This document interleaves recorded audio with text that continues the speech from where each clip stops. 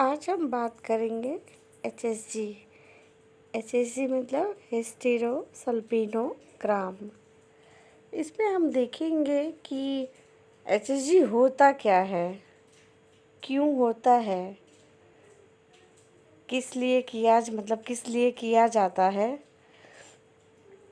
ये चीज़ें कौन करता है। एक्सरे जैसे लेडीज़ डॉक्टर, टेक्नीशियन, ये कौन है, ये HSG में ये देखेंगे हम। तो आइए इसके बारे में हम आपको बताते हैं।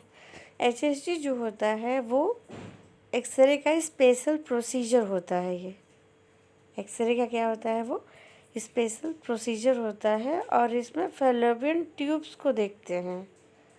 फैलोपियन ट्यूब्स एंड यूट्रस, इसमें ये देखते हैं कि फैलोपियन ट्यूब ओपन है या ब्लॉकेज है, इसको देखने के लिए करते हैं। और ये यूजुअली कितने टाइम का होता है, ये 15 मिनट का होता है, 15 से 20 मिनट होता है, इससे ज़्यादा टाइम नहीं लगता है। और ये होता कब है, ये होता है पीरियड के, जैसे पीरियड ही स्टार्ट होता है 7 डेज़ यानी कि 7 डेज 8 9 10 डेज़ में होता है। इसमें दिया है बिटवीन 1 and 14 डेज। 10 डेट तक देखते हैं हम लोग। उसके बाद 14 1 से लेकर से 7 दिन तक का पीरियड होता है। फिर 7 दिन का उसके बीच का देखेंगे। फिर 14वें दिन जो होता है 14 डेज, उस दिन हम लोग क्या करेंगे, ये HSG कराते हैं। पेशेंट को 14वें दिन बुलाते हैं। इसे लिखा है HSG procedure that uses an X-ray to look at your fallopian tubes and the uterus. It usually takes less than 15 minutes and you can go home the same day. यानी 15 मिनट का होता ज़रूर है, 15-20 मिनट का। आप घर पे भी जा सकते हैं, कुछ दिन में भी मतलब नॉर्मली जो होता है कि एक दिन रखते हैं, उसके बाद फिर दूसरे दिन छोड़ देते हैं, नहीं तो 4 घंटे 5 घंटे भी रख के पेशेंट को छोड़ देते हैं। जैसे पेशेंट को चक्कर नहीं आए, तो अगर पेशेंट है कि ठीक है वो चल सकता है, घर जा सकता है, तो उसी दिन छोड़ देते हैं। और नहीं तो अगर पेशेंट लगता है कि पेशेंट को पेनफुल है और उसको तकलीफ़ है, वो चल फिर नहीं सकता है, तो उसको नहीं भेजेंगे। उसको फिर एक दिन एडमिट करेंगे, फिर दूसरे दिन पेशेंट को हम भेजते हैं घर। Your doctor will probably do the procedure after your period, but before you have evaluate this time. This will be during the first half of cycle, probably between day 1 and 14. यानी जैसे मैंने आपको बताया कि जो डॉक्टर होते हैं वो क्या करते हैं, आपके पीरियड के बाद ही ये करते हैं, क्योंकि उस टाइम क्या होता है, ओव्यूलेशन होता है। ओव्यूलेशन होता है और कब करते हैं ये, 1 से 14 दिन के बीच में नहीं करेंगे, 1 से 14 दिन के बाद ही करते हैं। 14वें दिन यानी 15 दिन 16 दिन भले करेंगे, इससे पहले नहीं करते हैं ये। और फिर इसमें हम आपको ये बताते हैं कि HSG ये इसका पोजीशन है। HSG जब करते हैं तो कौन सा पोजीशन होता है, ये लिथोटॉमी पोजीशन है। इसी पोजीशन में HSG किया जाता है। और ये भी देखा जाता है कि पेशेंट, जैसे पेशेंट आया है, फैलोपियन ट्यूब ब्लॉकेज है, अब वो करता है कि कौन उसको अटेंड करती है, एक लेडी अटेंड करती है। तो लेडी डॉक्टर है तो लेडी टेक्नीशियन भी अटेंड करती है। वहाँ पे एक लेडी टेक्नीशियन रहती है, एक लेडी डॉक्टर रहती हैं। How to prepare for the HSG को कैसे प्रिपेयर करते हैं ये भी आपको बताते हैं। Your doctor might tell you to take on over the counter pain medication 1 hours before your HSG. She may also have you take antibiotic, यानी आपको एक एंटीबायोटिक भी देते हैं ताकि आप अब अलग अलग है कौन कैसे देते हैं। तो नॉर्मली जैसे देते हैं कि एक एंटीबायोटिक टेबलेट देते हैं, जो कि एक वेजाइनल के थ्रू वहाँ पे रखते हैं 1-2 घंटे पहले ही, ताकि वो ज़्यादा पेनफुल ना हो, और अगर ब्लीडिंग हो रही है तो क्या हो, वो एकदम क्लियर हो जाए। You will be likely able to drive yourself from after the procedure. You might want to friend or to pick go on case on the for don't feel well. ये इससे पहले कि मैंने बताया कि अगर आप एबल हैं, आप ड्राइव कर सकते हैं, आप घर जा सकते हैं तो आप जाएंगे। अगर नहीं नहीं तो फिर अगर आपको लगता है कि आप नहीं जा सकते हैं तो एक दिन आप रुकेंगे, उसके बाद ही आप जा सकते हैं। इसमें देखिए आप इक्विपमेंट है, क्या है ये इक्विपमेंट में क्या रूटीनली स्टाइल डिस्पोजल एक होता है, एचएसजी ट्रे होता है वो यूज़, स्पैकुलम है, कॉटन बॉल्स है, सॉरी अपील्स है यहाँ पर बाय मिस्टेक बॉल्स है, cotton balls, spine holding 10 ml syringe, lubricating jelly, extension tube. इसमें आप दिखाएंगे ये एचएसजी का ट्रे है। नेक्स्ट आते हैं हम प्रोसीजर में। जैसे कि हम आपको बताते हैं प्रोसीजर्स जब शुरू करेंगे कैसे शुरू करते हैं। Your gynaecologist will perform the test in her officer, यानी क्या है, एक गायनकोलॉजिस्ट जो होती है वो टेस्ट परफॉर्म करती है, वो करती है। You will be start by laying down on the table under an x ray image called fluoroscopy.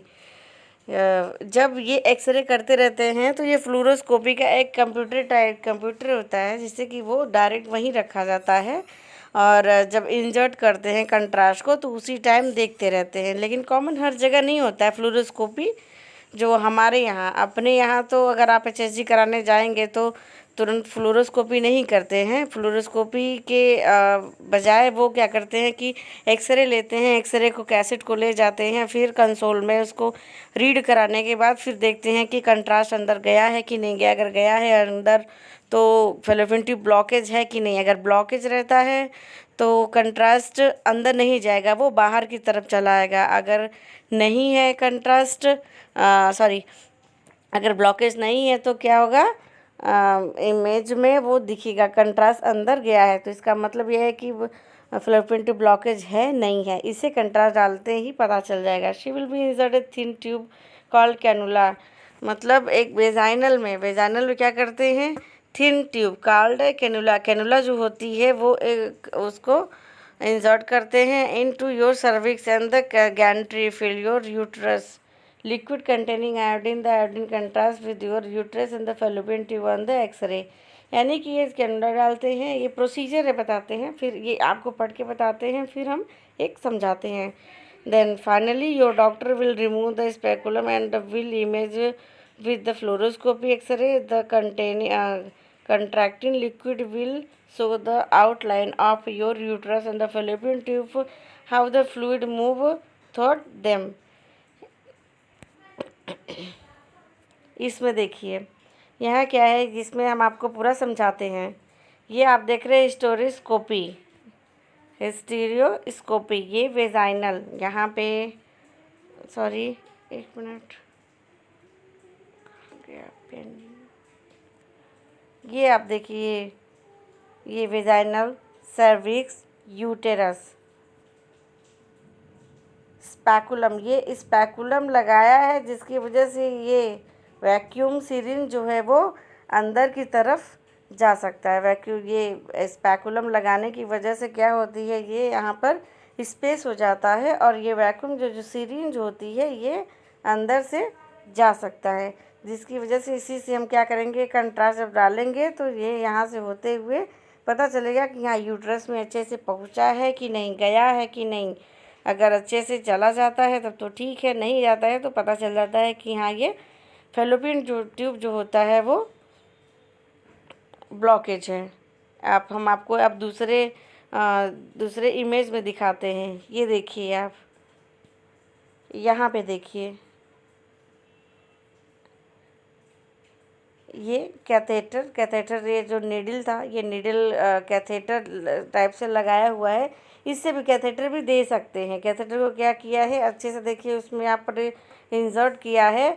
जब भी एक्सरे करते हैं, एक्सरे हम लोग कंट्रास्ट उसी टाइम देते हैं जब हमको एक्सरे करना था। मैंने पोजीशन बना दिया, पोजीशन बनाने के बाद सारी चीज़ें रेडी कर ली, कंट्रास्ट वगैरह सब रेडी कर लिया। जब हम कंट्रास्ट देते हैं, जैसे ही कंट्रास्ट देते हैं तो तुरंत एक एक्सरे लेते हैं। नहीं तो फिर क्या होता है कि अगर फिलिपिन में ब्लॉकेज है तो हम एक्सरे लेने के पहले ही क्या होगा, कंट्रास्ट बाहर आ जाएगा और हमें इमेज नहीं दिखाई देगी।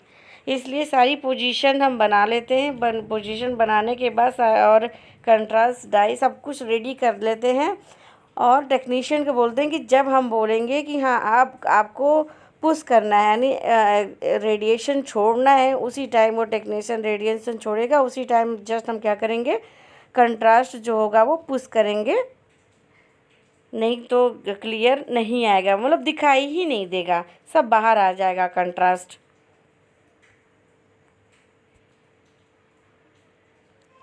इसमें हम आपको दिखाते हैं फैलोपियन ट्यूब ऑब्स्ट्रक्शन में। ये देखिए ब्लॉकेज इन ट्यूब, ब्लॉकेज है जैसे यूट्रस में यहाँ से वेजाइनल से यहाँ से हमने जब डाला है तो क्या हुआ है कि ये सही से नहीं जाएगा। यहाँ पर आप देख रहे हैं यहाँ ब्लॉकेज है, आगे जाएगा ही नहीं। जब आगे आगे कंट्रास्ट जब जाएगा ही नहीं, इसी से पता चल जाएगा कि क्या है, ये ब्लॉकेज है, इसी की वजह से नहीं जा रहा है। जब ब्लॉकेज होगा इसी की वजह से क्या होता है, महिलाएं जो होती हैं वो प्रेग्नेंट नहीं हो पाती हैं। प्रेग्नेंट इसलिए नहीं हो पाती हैं कि स्पर्म जो होता है वो यूट्रस तक पहुंच ही नहीं पाता है। क्या होता है, वो पहुंच ही नहीं पाता है, तो फिर प्रेगनेंसी का कोई चांस ही नहीं है। और आजकल देखा गया है इस प्रेजेंट टाइम में ये दिक्कतें बहुत ज़्यादा हो गई हैं। ज़्यादातर ओवेरियन सिस्ट हो गए, ओवेरियन सिस्ट नहीं तो ब्लॉकेज हो गए। अब ये ब्लॉकेज यहाँ पर देखिए, फिर दिखाया कि ये ब्लॉकेज होता कैसे है, देखिए कैसा होता है, ये इसमें आप देख सकते हैं ब्लॉकेज है। इसमें रिस्क क्या क्या होते हैं, व्हाट इज़ द रिस्क, यानी एसएचजी जो रिस्क होता है वो सेफ़ तो है लेकिन थोड़ा सा सेफ भी अनसेफ यानी पेनफुल भी होता है पेशेंट को।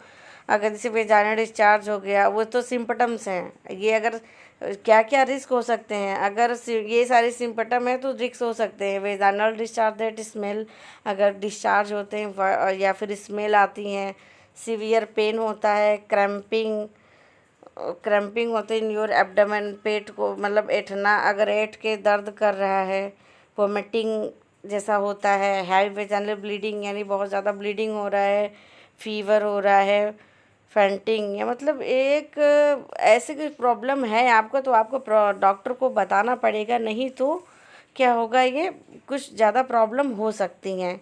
क्योंकि हम आपको कंट्रास्ट देते हैं, किसी भी चीज़ से आपको अगर एलर्जी है तो ये चीज़ें आपको डॉक्टर को पहले ही बतानी पड़ेगी कि हाँ ये प्रॉब्लम हमें है, अगर तो ताकि डॉक्टर इस चीज़ को इस चीज़ को नज़र में रखते हुए आपका एचएसजी करेंगे।